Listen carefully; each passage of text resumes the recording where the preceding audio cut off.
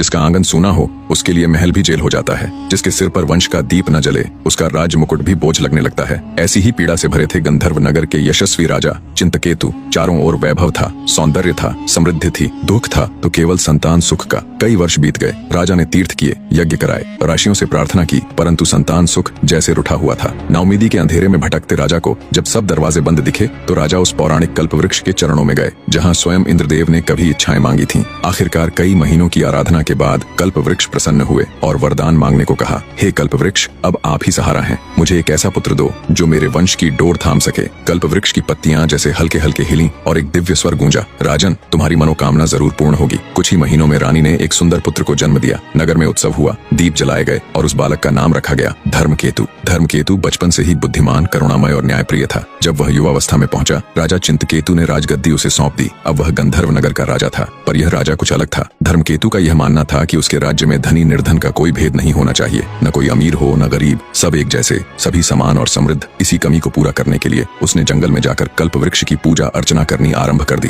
कल्प वृक्ष शीघ्र ही उससे प्रसन्न हो गए और पूछा, पुत्र, कहो तुम्हारी क्या इच्छा है? देव, मैं चाहता हूँ कि मेरे राज्य में सभी समान हो और धनी निर्धन का कोई भेद न हो, सभी संपन्न और सुखी हो, किसी के पास किसी भी प्रकार की कोई कमी न हो। पुत्र, एक बार फिर सोच लो, समाज में संतुलन ही स्थायित्व लाता है। जी देव, मैंने बहुत अच्छी तरह से सोच लिया है और यही मेरा अंतिम निर्णय है। तथास्तु। कल्प वृक्ष के वरदान के बाद गंधर्व नगर की काया पलट ही हो गई। जैसे सब घर बैठे लड्डू खाने लगे, सभी नागरिक सुखी और संपन्न हो गए, किसी के पास अब कोई कमी नहीं थी। धीरे धीरे यही संपन्नता नगर के लिए एक अभिशाप बन गई। जब सभी धनी हो गए तो काम कौन करता? लोगों ने व्यापार करना छोड़ दिया, नौकरी छोड़ दी, अपना अपना काम करना ही छोड़ दिया।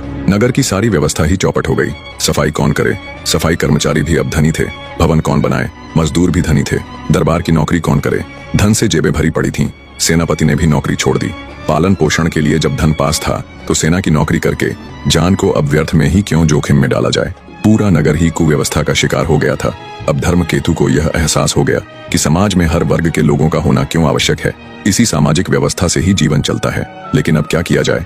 उसने अपने पिता चिंतकेतु से विचार विमर्श किया। पिता ने कहा, बेटा, तुमने बहुत बड़ी गलती की है। अपनी इस गलती को सुधारने के लिए अब हम दोनों को कल्प वृक्ष की कठोर तपस्या करके पुनः उन्हें प्रसन्न करना होगा और अपना वरदान वापस लेने के लिए कहना होगा। धर्मकेतु ने अपने पिता की सलाह को मान लिया। दोनों पिता पुत्र राजपाट को त्याग कर वन में जाकर कल्प वृक्ष की तपस्या करने लगे।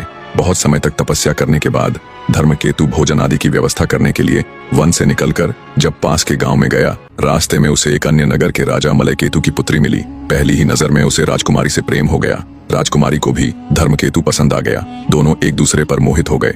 कुछ देर बाद राजकुमारी अपनी सखियों के साथ वापस महल में लौट गई तथा धर्मकेतु भी भोजन आदि की व्यवस्था करके